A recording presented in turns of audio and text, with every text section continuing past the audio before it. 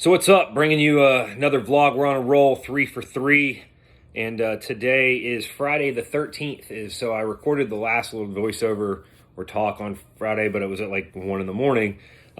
This one, it's funny. I just realized it is Friday the 13th. It was spooky, but it was another hot one today. I got in an upper body lift, just kind of easy. Well, actually went pretty well. You'll see that in a minute, but.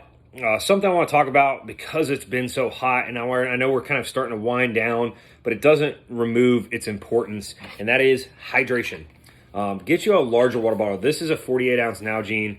I've enjoyed it other than I got to figure something out. I know they have the little caps that go in there. The wide mouth kind of gets to me, but not just hydrating. You're probably not drinking as much as you think you are, but also adding salt. So we got pink Himalayan sea salt, but also I think gets a bad rap is iodized salt, just regular. This is like less than 50 cents at the grocery store.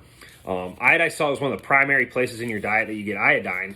So make sure you're not skipping on that and only going with the pink Himalayan salt. I don't remember all the benefits of the different types, et cetera, et cetera. I mix the two up. I'll do one, then the other. Some days one, some days the other.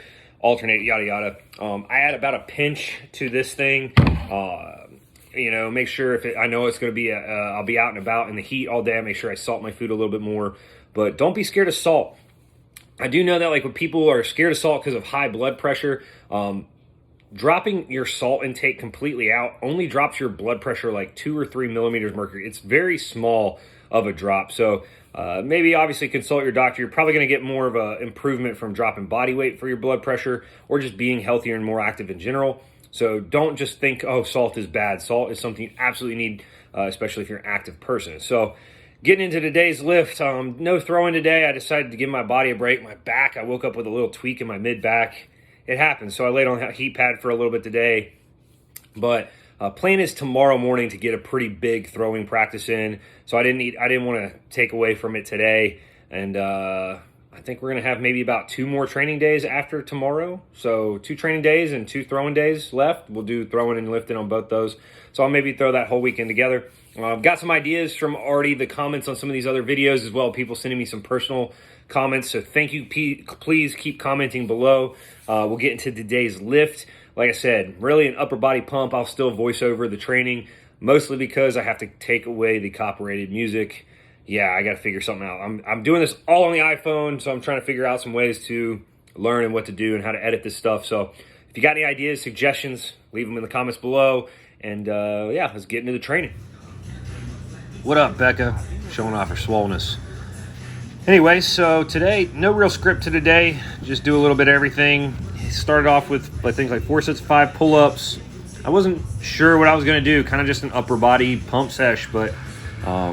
and then, you know, getting the shoulders warmed up, hit the shoulder rock. This is something I need more work on. Got to kind of do some more learning with it. Haven't had it very long and want to continue to use it, really opening up that shoulder mobility. I do feel a stretch like in my lat tricep tie-in area when I'm doing these, but now watching the video back, you know, I'm talking to Kevin here. One thing I want to see a little less of is maybe less movement in the total body, kind of being able to be a little bit more rigid. And I notice I'm better with one hand. I notice I feel certain, like better or worse with a different hand on the bottom, and depends on which way I'm rotating this. And then I dropped the weight down and I was doing some single arm ones. You know, it lets me feel a deeper stretch. I don't know if it's necessarily a good or bad thing, so take this with a grain of salt. Go watch Chris Duffin's stuff. Obviously, that's the one that came up with it. He's the one who's going to be able to tell you how to do this thing right. I just know what I've played around with and starting to play around with. So there's more to come. I'll probably be implementing more of this. When I come up with some ideas and learn some more about it, I'll let you know. And then I decided I was going to bench. And so almost every single time I bench, I do something that is rear delt-ish. This was a pretty straight across, wide elbow row. You know, normally I do some sort of face pull or band pull apart, but it just always feels like it's counteracting the bench. I hadn't benched in about 3 months now, so I just kind of wanted to work up to a pretty decently like 9 RPE single.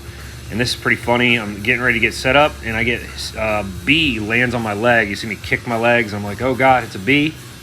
So that's pretty comical. But worked up to a single here in a second at 160 kilos, so 352. For not benching in 3 months and really not doing a ton of heavy upper body work, You can tell my lockout is where it slows down. It feels pretty good. I mean, be able to lay down and do 350 without really any training for it. I'll take that kind of as a little bit of a starting point right now, and I might start incorporating that back in, maybe an every other week thing. So just trying to keep the shoulders healthy. This was pretty light, actually. 15 reps. I did a couple different sets here of the chaos. We've always called them chaos overhead presses or chaos presses with the oscillating bands. So obviously not much weight, but holding or hanging one of those weights longer than the other one causes it to swing around a little bit different. They have a different rhythm and tempo when they swing than the shorter ones, so adds a little more, as we call it, chaos to it to make it a little more difficult on stabilizing. Paired that up something simple with a lat pull down, and so most of this stuff was paired, supersetted together. My upper body days, I almost always am supersetting stuff. I need to do a little bit more in the horizontal, push and pull department lately. I've been doing a lot of overhead and lat pull down or overhead pull up. Nothing too heavy. So here I actually put in a Trx Row, pretty easy with the feet on the ground and the knees bent, as you see here.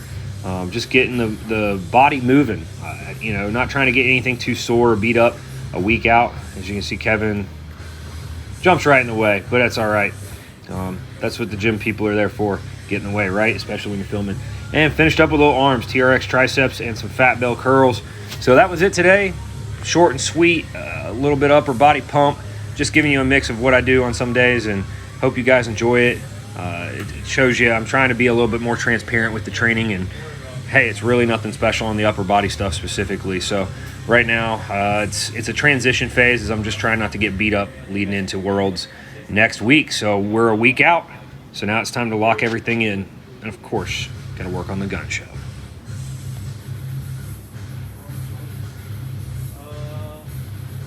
Black Rifle Coffee.